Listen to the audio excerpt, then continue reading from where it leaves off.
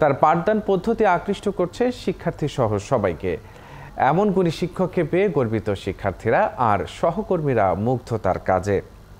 Jalaluddin রুমির তথ্য ও ছবিতে প্রতিবেদন। এখন জন্ম সনদ দিয়ে খোলো বিকাশ স্টুডেন্ট অ্যাকাউন্ট। নিজের বিকাশ নিজে কর।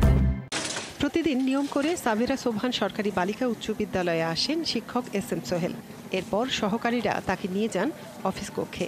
সেখান থেকেই কারো সহযোগিতা ছাড়াই সিঁড়ি বেয়ে নির্ধারিত ক্লাসে চলে যান তিনি।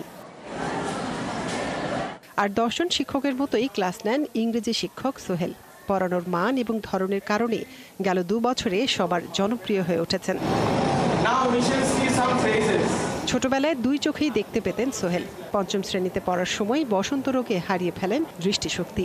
এরপর ব্রেইল পদ্ধতিতে শেষ করেন মাধ্যমিক, উচ্চ মাধ্যমিক, ঢাকা বিশ্ববিদ্যালয় থেকে স্নাতক এবং মাস্টার্স। বিভিন্ন প্রতিষ্ঠানে চাকরির পর গত 2 বছর ধরে আছেন এই বিদ্যালয়ে। জানুয়ারি মাসে স্বাভাবিক শিক্ষার্থীদের বা শিক্ষকদের যে বই পুস্তক ওনারা পান সেই সমস্ত আমি যদি ব্রেইল বইগুলো আমার সাথে পাই বা শিক্ষক সহায়িকা যে বইটা আছে সেটা যদি আমি ব্রেইল পদ্ধতিতে পাই তাহলে এটা আমার জন্য আরও বেশি কার্যকর হবে।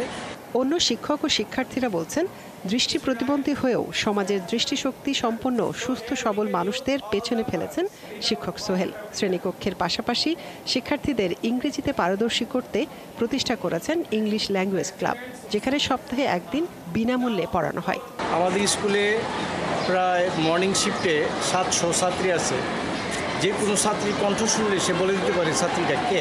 অনেক সুন্দরভাবে বোঝানোর চেষ্টা করে সবকিছু, আর যেটি আমাদের কাছে অনেক বেশি ভালো লাগে। আমরা স্যারের পড়া অনেক ভালো করে বুঝতে পারি। গানে আছেন, আবৃত্তিতে আছেন, তারপর স্যার কৌতুকেও সেরা। এই জন্য আমরা এরকম একজন শিক্ষক পেয়ে we are really proud of. তার কর্মদক্ষতাকে অনুকরণীয় আদর্শ উল্লেখ করে প্রধান শিক্ষক বলেন, তার মাধ্যমে শিক্ষাক্ষেত্রে বৈপ্লবিক পরিবর্তন ঘটবে।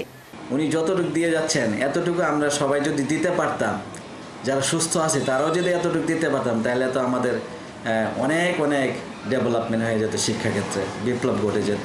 কাজের মাধ্যমে সোহেল প্রমাণ করেছেন প্রতিবন্ধীরা সমাজের বোঝা নয়, তাই প্রতিবন্ধকতা